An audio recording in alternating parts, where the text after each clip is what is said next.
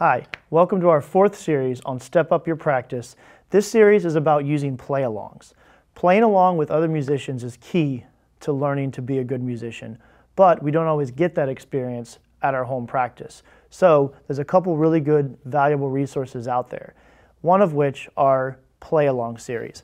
I have a bunch of these Hal Leonard play-along instrument series, and there's just a ton of these out there. This is a classic rock book, but you can get them for pretty much any genre of music, any style, from very entry-level music all the way to very advanced music. So when using these play-alongs, it's really easy to drag the files right in Studio One so you can record yourself right along with the backing tracks. Now, most of these files come as MP3s. Studio One Artist, you have to get an additional plugin to import MP3s. However, if you take advantage of our promo by getting an AudioBox Studio or a Music Creation Suite with a pair of Eris monitors, you get a free upgrade to Studio One Producer, which lets you work with MP3s, so you're good to go. Now, what we're gonna do is drag on an MP3 and do some play along. Let's see how this works. I have my mixer knob on my AudioBox set to playback more than input, so I want to make sure I hear enough of what's playing from Studio One. I'm going to get my handy headphones on,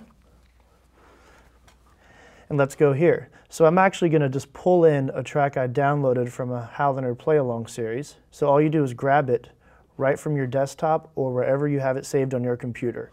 In Studio One, in the Browse menu, you'll see that you can access all of your files. So I have it right on the desktop for today. I'm going to grab the file, drag it right in, and it renders right away. I'm just going to set it so it starts right at the beginning.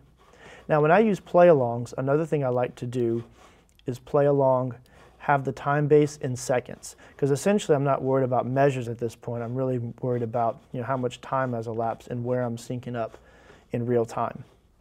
Notice I have a recording track already added. I'm recording to this track. We never want to record to this track because notice it'll record right over your play-along. So you only want to activate record here. So the other thing is we can start this right away. So I'll save us the little introduction and we'll get going and just hear what this sounds like.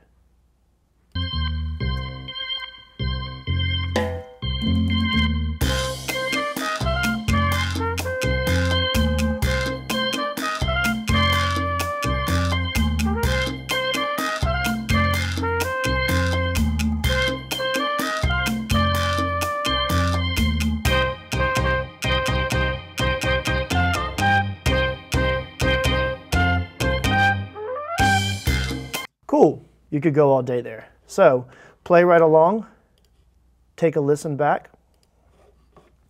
Now in the mix knob, you have volume of your backing track and volume of you. So you can mix this right in there.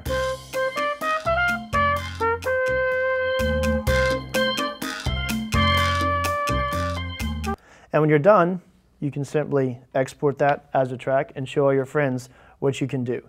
Now, other cool tools in Studio One that we can use while doing this. I'm going to go in and pull in a different track because when practicing something like jazz, one thing we're really working on is can I play the tune in multiple keys? And with Studio One, we can actually transpose some of these backing tracks and practice learning tunes in various keys. Let me show you how this works. I'm going to get rid of my glorious Oye Como Va. I'm going to add an audio track, make sure we're recording, we're all hooked up. Now, I'm just going to pull in a blues track. And if any of y'all have any Ebersol CDs, you'll recognize this is exactly where this comes from. Now, this is a blues in F. It's the only key that this disc gives me. So, what I can do for practice purposes is I can change this up. So I'm going to play along with this in F. 1, 2, 1, 2, 3, 4.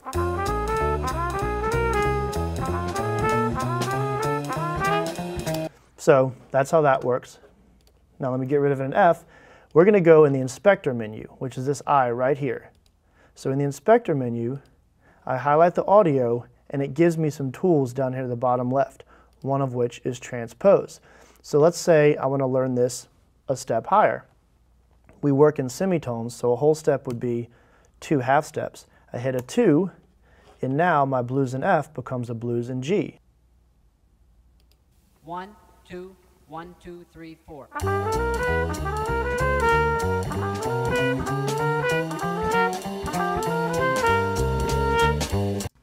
And there we go. Or let's say we want to learn it down a step. We can simply go back to our audio, transpose. This time we're going to go -2, and it turns our blues in F now to a blues in E flat. 1, 2, 1, 2, 3, 4.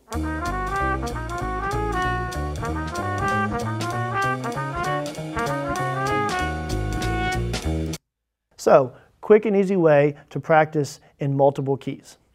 Join me for the next series, which will talk about multiple recording techniques to make practice even better.